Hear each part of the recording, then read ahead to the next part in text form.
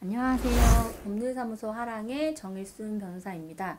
오늘은 누구나 고민 한 번쯤은 고민하셨을 이혼, 그리고 이혼을 하게 되면 도대체 나는 얼마를 받게 될까의 중심에 서 있는 재산 분할에 대해서 알아보도록 하겠습니다. 간통죄가 폐지되면서 위자료 액수가 상향되길 바랬지만 현실은 그렇지 않고 때문에 지금 가사소송은 재산분할에 중점이 있다고 해도 과언이 아닙니다. 그래서 재산분할이란 무엇이고 어떤 기준, 그리고 나는 상대방 배우자의 재산을 잘 알지 못하는데 이것은 어떻게 찾아야 할까? 변호사의 도움을 받으시면 가장 좋으시겠지만 그렇지 않은 분들에게도 도움이 되시도록 간단히 알아보도록 하겠습니다. 재산 분할을 결정하는 과정은 일단 두 부부가 갖고 있던 모든 재산을 조사하게 됩니다.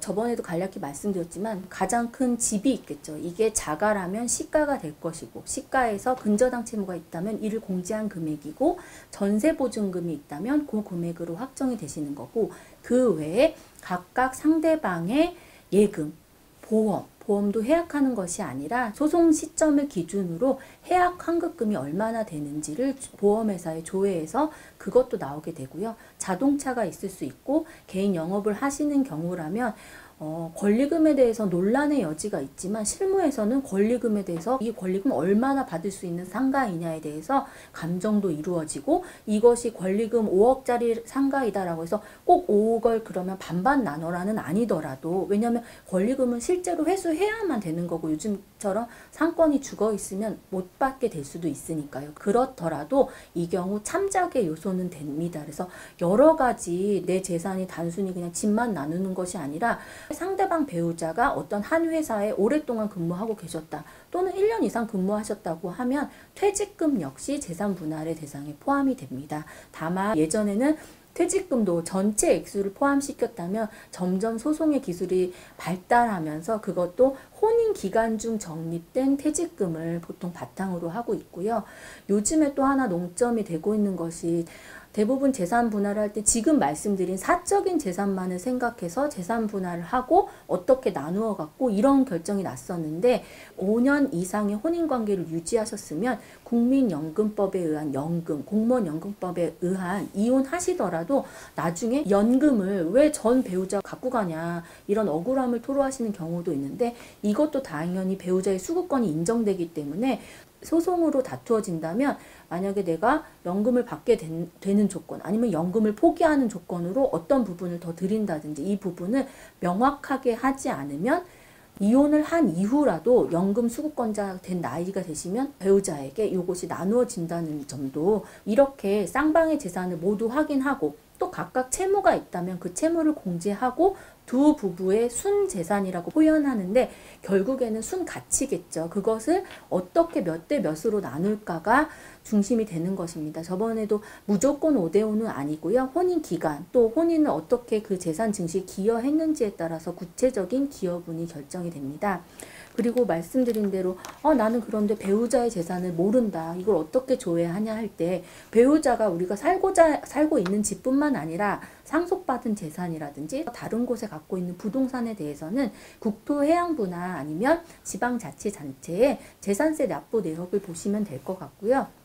그 금융재산, 예금 같은 거는 당연히 은행권에다가 금융거래 제출 명령 신청을 하시면 보통 은행권은 10년치도 다 나오시지만 재판부에 따라서는 그 기간을, 너무 양이 많거든요. 기간을 제한하시는 경우도 있습니다. 그리고 예상 보험 환급금에 대해서는 보험회사에다가 오늘 만약에 해지를 한다면 얼마를 받게 되나요? 라고 환급금 조회를 하시면 되시고요. 또 예금의 경우에 금융권이라고 하는 신한은행, 국민은행, 우리은행 이렇게 큰 금융회사들은 본점에다가 조회를 하면 어느 지점, 제주까지도 상관없이 그 배우자의 모든 예금 내역, 입출금 내역이 나옵니다. 하지만 신협, 새마을금고, 저축은행 등 이 금융권에서는 청주 신협, MG 새마을금고 무슨 지점 이런 식으로 꼭 특정을 해야만 그 은행에서 나오지, 뭐 신협 중앙회, 저축은행 중앙회에는 아무리 조회를 해도 나오지 않습니다.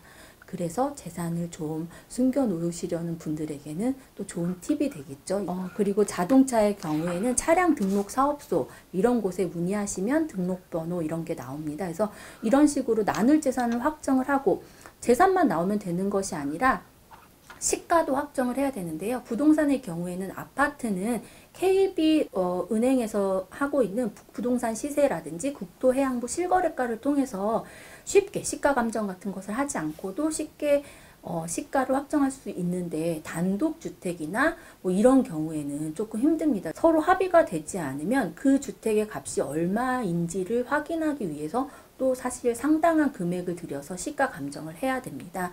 그리고 차량의 경우에는 SK 엔카 같은 중고차 시세를 이용하기도 하고요. 간단한 방법으로는 자동차 보험 드실 때 자동차 가액을 거기에다 기입하게 돼 있고 확인됩니다. 그런 걸로 하시는 경우도 있고요. 아까 예금이나 이런 부분은 잔고를 기준으로 하는데 예금 내역 조회가 중요한 이유는 예금을 보시면 단순히 잔액만 보는 것이 아니라 내가 몰랐던 상대방의 지출 내역을 보고 그것을 과소비, 유책 사유와 연결해서 인정하실 수도 있고요. 정말 나는 몰랐는데 어떤 모르는 여자, 모르는 남자한테 늘 꾸준히 이렇게 돈이 오가고 있었다. 또는 요즘에는 체크카드를 사용하시게 되면 그게 은행 거래 내역에 나오기 때문에 부정한 행위를 잡아낼 수 있는 좀 증거가 되기도 합니다. 예전에는 부정행위 입증하기 위해서 상대방 배우자의 전화 통화 내역이라든지 신용카드 사용 내역을 봤었는데요.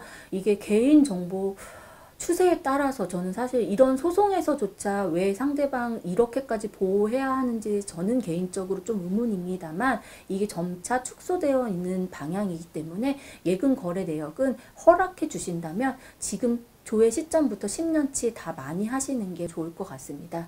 많이 문제되는 경우가 신혼집과 전셋집 마련을 했을 경우 이것은 내 거 아니다. 우리 부모님께서 빌려주신 돈 또는 빌려주신 돈으로 했기 때문에 이 재산은 포함되면 안 된다. 또는 이게 내 재산으로 인정된다면 여기 아버님께서 주신 돈은 내 채무로 인정되어야 한다라는 주장이 사실 되게 팽팽히 오가는데요. 사실 법원에서는 우리의 통념상 아직까지는 대부분 남자가 신혼집을 마련하고 여자분께서 혼수를 마련하고 이런 점을 고려하시고 남편분의 집에서 부조받는 경우가 많기 때문에 꾸준히 이자를 납입했다거나 아니면 시댁의 경제 상황에 비추어 봤을 때도 그 시댁에서도 막 재산이 넉넉하지 않아서 아버님 명의로 대출까지 받아서 이것을 산 것이다 라고 하면 증여했다고 보기에는 조금 어려울 수 있잖아요. 그래서 이런 부분이 조금 적극적으로 인정이 되고 만약에 아버님의 자금으로 신혼집 전세 자금을 마련했다라고 해서 이것이 재산에 포함된다면 전적으로 남편의 집에 부조를 받아서 사게 된 것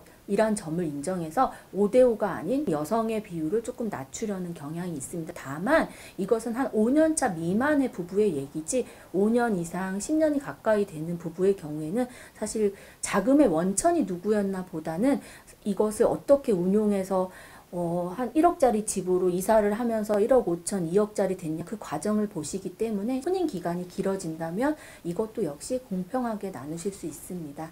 오늘은 재산 분할에 대해서 알아봤습니다.